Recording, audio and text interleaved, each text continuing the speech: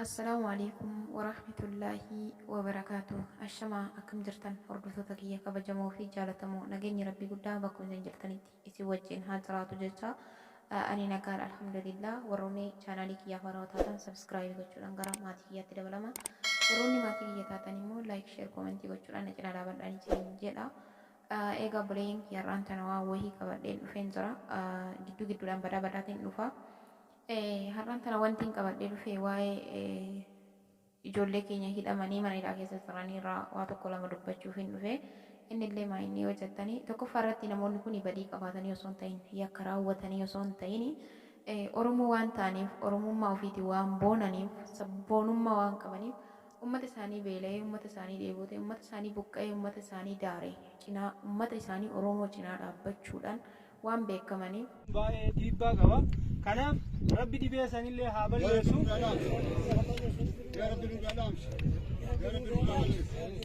Dhibee sanillee rabbi nurraa haa dhaamsu. Mee du'aa isin haa godhuudha. Abbaa irraa qeebalu rabbuma beeka. Yaa rabbi nuuroo. Yaa rabbi nuuroo. Yaa rabbi nuuroo. Rooba dhabametu hongee tana fide yaa rabbi nuuroo. Yaa rabbi keessa keenya nu qulqulleessu. Yaa rabbi olii nu galchu. Yaa rabbi tokko nu godhu.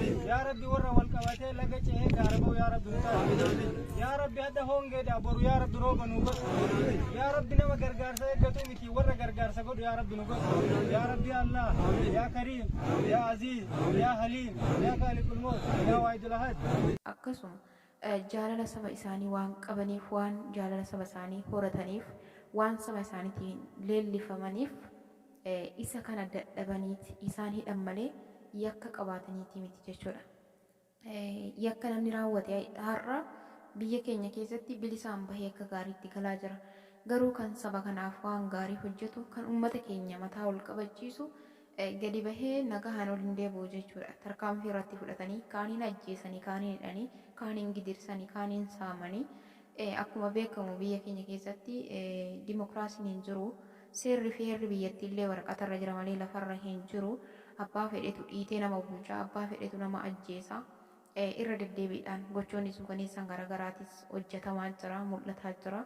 Kana jechuun laamsha'iinsa seeraa fi heera biyya keenyarraa kan ka'e jechuudha. Kanaaf walumaa galatti asirratti ani kan inni dubbachuu barbaade tokko ijoolleen tun eega hidhamanii amma kan hidhame nama 17 jiranii eegdota jawaariin dabalatee Arafaatii fi akkasuma gumaa qeerroo faallee daboonaa faallee dabalatee jechuudha namoota 17 jedhamaa jira jechuudha.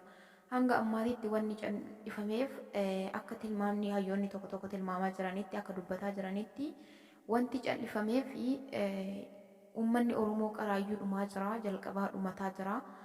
Yoommoo waan kana ol kaafnee ammatti kan dubbannu taate uummanni keenya hin cal'isoo malee gadi bahee waa dubbata gaafa kanallee uummanni keenya hima dhuma. Kanaaf har'a boru hiikan isa jedhu abdii har'a boru hiikan osoo jedhu guyyaa afran kana guyyaa shanan kana lakkoofsisanii malee hidhamuun isaanii soba ta'e yookaan dhara ta'eetii miti hin gadhiisa waan jedhu ofirra eegaa turanii amma immoo guyyaa afraffaatti dubbatan waan jedhutu dhagahamaa jira.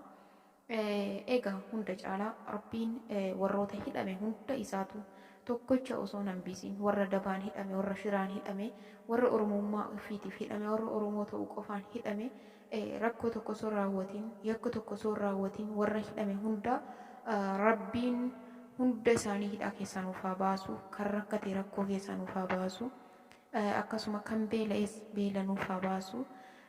Egaa buleen kiyya ijoolleen kunanii waa balleessan natti hin fakkaatu sabboonummaa qabanii uummata isaanii cinaa dhaabbatanii ja'u keessattuu warroota guyyaa san suuraa jawaariin wajjin ka'e namoota sabboontota isa cinaatti uffata aadaa uffata Oromoo fakkaatuun faayamanii Oromummaa isaanii ifatti baasanii calaqqisiisanii addunyaatti mul'isan isaan kana sabboontota keessaa ilaalaniitti hidhanii egaa kaayyoon ni beektanii biyya keenya keessatti kaayyoon diinni qabatee deemu Oromoo quncursuu Oromoo balleessu Oromoo mancaasuu kaayyoon isaanii isa kanaadha jechuudha. Kanaaf akkuma beekamu namni hundinuu ni beektanii yeroo darbellee hidhamaniitiin hidhaarraa bahanii ammas deebisaniitumaan hidhanis reebanis saamanis saamsisanis Oromoo abdii murachiisuu hin danda'an. Yoo tokko hidhanii kama hafeetu qabsaa kama hafeetu waa'ee Oromoo irraa dubbata kama hafeetu Oromoodhaaf dubbata. Kanaafi Oromoo hidhuun, Oromoo ajjeesuun, Oromoo saamuu fi saamsisuun kaayyoo isaa saamuu, kaayyoo isaa hidhuu, kaayyoo isaa ajjeesuu tasuma hin ta'u jechuudha. Tasuma hin danda'amu jechuudha. Kaayyoon Oromoo, kaayyoon gootota keenya kaleessaa har'as akkuma itti fufetti jira. Kaayyoon qabsaa'ota har'as qeerroo keenya fi qarree keenya har'as ittuma fufa. Wanti of duubatti isaan deebisuu hin jiru jechuudha. Inni kaleessaa wanti daba akkasiin irratti dalagaa turaniif hayyoota keenya, gootota keenya, qeerroo keenya, qarree keenya muraa, harka muraa, harma muraa, kolaasaa lubbuu isaanii balleessaa turan, dhiiga isaanii dhangalaasaa turan, lafee isaanii cabsaa turan, Oromoo gufachiisuuf, Oromoo dhabamsiisuuf, abdii mursiisuuf jechuudha.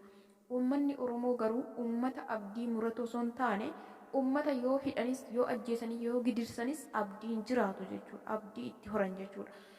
Haga haftee uummanni keenya gaafa hidhaa fi dararaan itti heddummaatu xiiqiidhaan ol kaa'ayu jechuudha. Kanaaf hin xiiqeffataayyuu, hin morkataayyuu jechuudha. Saba akkasiiti nuti Oromooni. Kanaaf Rabbiin gabrummaa tana jalaa nu haa baasu ammumatti. Keessi keenya madaadha. Osoo uummata Wallaggaatti boonyu, osoo uummata keenya dhumaa jiru, hongeedhaan dhumaa jiru, waraanaan dhumaa jiru, sababa gubachuu mana isaaniitiin, manca'uu qabeenya isaaniitiin, saamamuu qabeenya isaaniitiin uummata kanaaf osoo ba'aa jirru ammas gadda kana deebisanii nutti deebisanii ijoollee keenya hidhanii jechuudha. Rabbiin harka zaalimaatiin nuuf haa baasu, biyya keenya Rabbiin nagaa haa godhu, Oromoo gabrummaa tana jalaa Rabbiin bilisa nu haa baasu. Egaa kanumaan jechuu barbaada, waa baay'ee dubbachuun barbaadu obboleeyyan kiyyaa.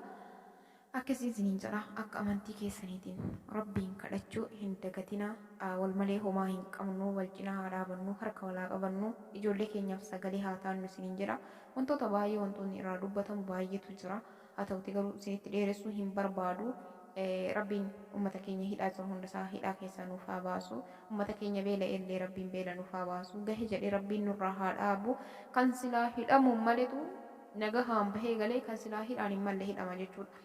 Arafaat faa dabalatee gumaa qeerroo warroota isa wajjin hidhame torban kana qofa osoo hin taane hayyoota san dura hidhamanii mana hidhaa keessa turan hunda isaanii warra silaa isaan hidhe kanatu hidhamuu qaba malee isaan hidhaman kun hidhamuudhaan hin malle ture jechuudha. Kanaaf seerri fi heerri biyya keenyaa isa waraqatarra jiru osoo hin taane kan lafarratti hojjetamaa jiru isa lafarratti hojjetame kan nama dhuunfatiin bahe jechuudha.